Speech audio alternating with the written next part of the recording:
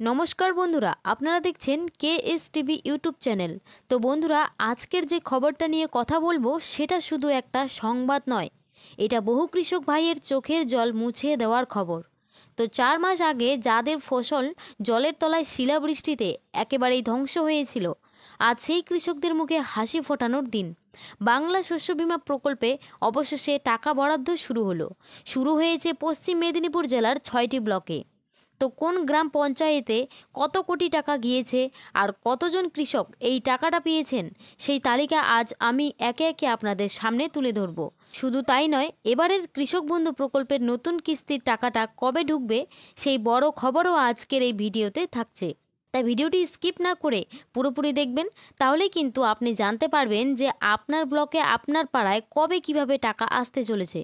তো চলুন শুরু করার আগে আপনাদের কাছে একটি ছোট্ট রিকোয়েস্ট, যদি এই চ্যানেলে আপনি নতুন দর্শক হয়ে থাকেন তাহলে অবশ্যই চ্যানেলটিকে সাবস্ক্রাইব করে পাশে থাকা অল নোটিফিকেশন বেলটি অন করে নেবেন, এই ধরনের গুরুত্বপূর্ণ ভিডিও সবার আগে পাওয়ার জন্য। তো চলুন দেখে নিই কী বলা হয়েছে আজকের এই প্রতিবেদনে। তো দেখুন, বলা হয়েছে যে অবশেষে এলো সেই প্রতীক্ষিত ক্ষতিপূরণ। 72,000 কৃষকের মুখে হাসি। পশ্চিম মেদিনীপুর থেকে বড় খবর, কৃষক বন্ধু টাকার শেষ মুহূর্তের আপডেট। তো চলুন আজকে আমরা বিস্তারিত এ ব্যাপারে জেনে নিই। 27শে জুলাই 2025, 4 মাস আগের সেই দুর্যোগ মনে আছে, যখন এক রাতের ঝড়ে মাঠ ভরা স্বপ্ন ছিন্ন ভিন্ন হয়ে গিয়েছিল, ধান গাছগুলো মাটিতে লুটিয়ে পড়েছিল, আকাশ কাঁদছিল আর কাঁদছিল বাংলার হাজার হাজার কৃষক পরিবার। কিন্তু এবার সেই অন্ধকারের মধ্যে দেখা মিলল আশার আলো। শেষমেশ এসে পৌঁছলো সেই ক্ষতিপূরণের টাকা।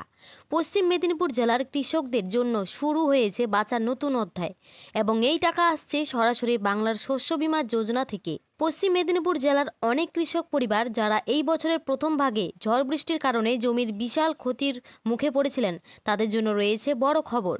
জেলার প্রশাসনের তরফ থেকে ঘোষণা করা হয়েছে, ক্ষতিগ্রস্ত কৃষকদের জন্য বাংলার শস্য বীমা যোজনার অধীনে ক্ষতিপূরণের টাকা বিতরণ শুরু হয়েছে।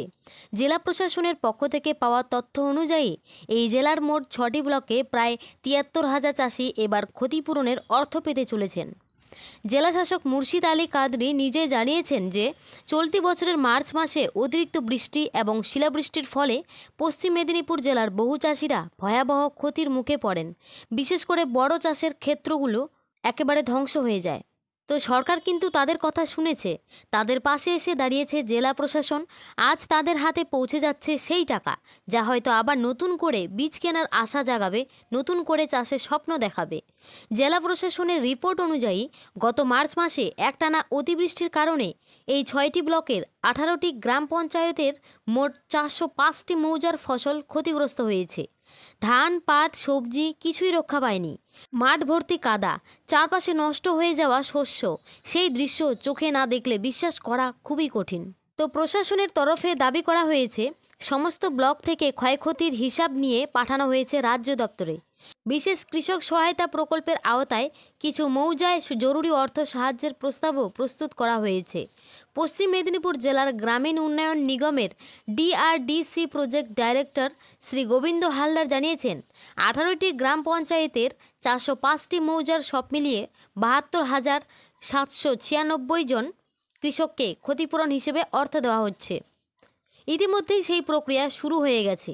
অনেক কৃষকের অ্যাকাউন্টে টাকা পৌঁছেও গেছে, বাকিদের টাকাও ধাপে ধাপে আসবে। এই ক্ষতিপূরণ মূলত প্রাকৃতিক দুর্যোগ, অতিবৃষ্টি কিংবা খরার কারণে ফসল নষ্ট হওয়ার জন্য প্রদান করা হচ্ছে। তো প্রথমে চলুন দেখে নিই কোন কোন ব্লকের কতজন কৃষক এই ক্ষতিপূরণ পাচ্ছেন। তো দেখুন, বলেছে দাঁতন 1 নম্বর ব্লক, দাঁতন 2 নম্বর ব্লক থেকে 27,530 জন কৃষক।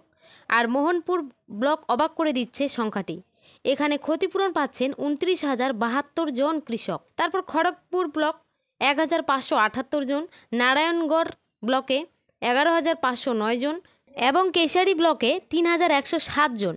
তো এবার চলুন শুরুতেই জেনে নিই বরাদ্দের বড় ছবিটা। রাজ্য সরকারের পক্ষ থেকে পশ্চিম মেদিনীপুর জেলার উন্নয়নের জন্য মোট বরাদ্দ হয়েছে 136,77,00,000 টাকা। হ্যাঁ, ঠিকই শুনেছেন, 136 কোটিরও বেশি টাকার উন্নয়নমূলক প্রকল্প আসছে আপনাদের দরজায়। তো প্রথমেই বলি দাঁতন 1 নম্বর ব্লকের কথা। এই এলাকার জন্য একাই বরাদ্দ হয়েছে 56,60,00,000 টাকা। আর দাঁতন 2 নম্বর ব্লক পেয়েছে 16,38,00,000 টাকা। তারপর মোহনপুর ব্লকের জন্য এসেছে 48,42,00,000 টাকা। তারপর খড়গপুর ব্লক পেয়েছে 4,30,00,000 টাকা। নারায়ণগড় ব্লক এর উন্নয়নের জন্য এসেছে 5,21,00,000 টাকা এবং কেশিয়ারি ব্লক পেয়েছে 5,86,00,000 টাকা। বাংলার একাধিক জেলায় কৃষকদের জন্য নতুন করে প্রাণ ফিরে পেয়েছে শস্যময় নাম নথিভুক্তকরণ প্রক্রিয়া। জেলা প্রশাসনের এক আধিকারিক জানিয়েছেন, গ্রামে গ্রামে গিয়ে কৃষকদের বোঝানো হয়েছে শস্য বীমার গুরুত্ব। শুধু কাগজে নয়, চোখে দেখিয়ে বোঝানো হয়েছে কিভাবে নাম নথিভুক্ত করলে বিপদের দিনে সরকার পাশে দাঁড়াবে। এই প্রচারের ফলে লক্ষ লক্ষ কৃষক আজ শস্য বীমার আওতায় এসেছেন, যা আগে কল্পনাও করা যেত না। জেলার এক কৃষি আধিকারিক জানিয়েছেন, রাজ্য সরকার 100% প্রিমিয়ামের খরচ বহন করে, অর্থাৎ কৃষককে কিছুই দিতে হয় না, শুধু দরকার নাম নথিভুক্ত করা ও সচেতন হওয়া।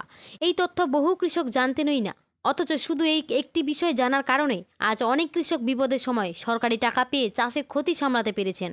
শুধু কাগজে কলমে নয়, এখন উপগ্রহ চিত্র ও আবহাওয়া তথ্য ব্যবহার করে প্রশাসন খুব দ্রুত বুঝতে পারছে কে কোন অঞ্চলে কতটা ফসল হারিয়েছেন।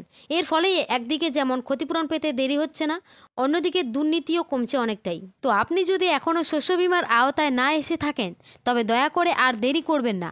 এটা কেবল টাকা পাওয়ার বিষয় নয়, এটা হলো কৃষকের পরিশ্রমের সঠিক মর্যাদা পাওয়া। গ্রামে প্রয়োজনে পঞ্চায়েত অফিসে যান, কৃষি আধিকারিকের সঙ্গে কথা বলুন আর নিজের নাম রেজিস্টার করুন। ভবিষ্যতে ফসল নষ্ট হলে সরকারি পাশে দাঁড়াবে, ঠিক যেমন এই জেলায় হয়েছে। আপনি সচেতন হলেই বদলাবে গোটা গ্রামের ভাগ্য।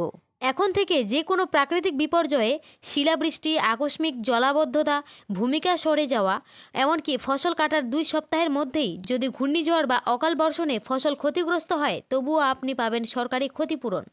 শর্ত একটাই, আপনাকে সঠিক সময়ে বীমা করাতে হবে। আর সেই বীমার আওতায় এবার আনা হচ্ছে গোটা জেলার সমস্ত কৃষকদের। সংখ্যাটা শুনে চমকে যাবেন, 10,62,000 কৃষক। এটা শুধু একটা সংখ্যা নয়, এটা হলো 10,62,000 পরিবারের নতুন করে ঘুরে দাঁড়ানোর সুযোগ।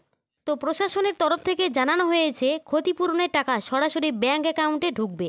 মাঝখানে কোনো দালাল, কোনো হাটবাজারের জটিলতা নেই।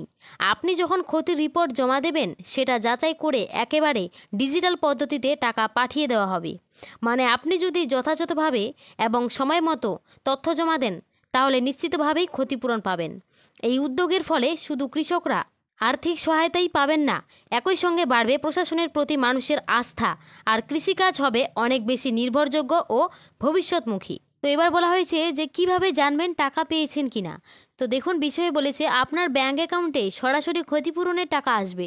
তবে যদি এখনও না পেয়ে থাকেন, তাহলে চিন্তা নেই, আপনার নিকটস্থ গ্রাম পঞ্চায়েত অফিসে গিয়ে আপনার নাম যাচাই করুন, অথবা ডিআরডিসি অফিসে গিয়ে জমা দেওয়া কাগজপত্রের তথ্য মিলিয়ে দেখুন। অনেক সময় নাম তালিকায় থাকলেও ব্যাঙ্ক ডিটেলসে সমস্যা হলে টাকা আটকে যায়। সেক্ষেত্রে নতুন করে কেওয়াইসি করিয়ে নিতে হবে। ব্যাংকের সঙ্গে যোগাযোগ করে আধার ও অ্যাকাউন্ট লিংক নিশ্চিত করুন। তাই বন্ধুরা, যদি আপনারা একজন কৃষক হন বা কৃষি পরিবারের সঙ্গে যুক্ত থাকেন, তবে দয়া করে এই তথ্যটি এড়িয়ে যাবেন না। বীমা না থাকলে বিপদের দিনে সরকারও সাহায্য করতে পারবে না। আর তাই আজই যোগাযোগ করুন আপনার নিকটবর্তী কৃষি অফিসে, জানুন আপনি এই বীমার আওতায় পড়ছেন কিনা। এই ভিডিওটি শেয়ার করুন আপনার আত্মীয়, প্রতিবেশী, চাষি বন্ধুর সঙ্গে, কারণ এই তথ্যটা পৌঁছানো দরকার প্রতিটি কৃষকের কাছে। তো বন্ধুরা, এই ছিল কৃষক ভাইদের শস্য বীমা নিয়ে একটি ছোট্ট আপডেট। যদি আপনাদের ভিডিওটি একটুও ইনফরমেটিভ মনে হয়, তাহলে অবশ্যই ভিডিওটিতে লাইক করবেন এবং সাবস্ক্রাইব করতে একদমই ভুলবেন না। ধন্যবাদ।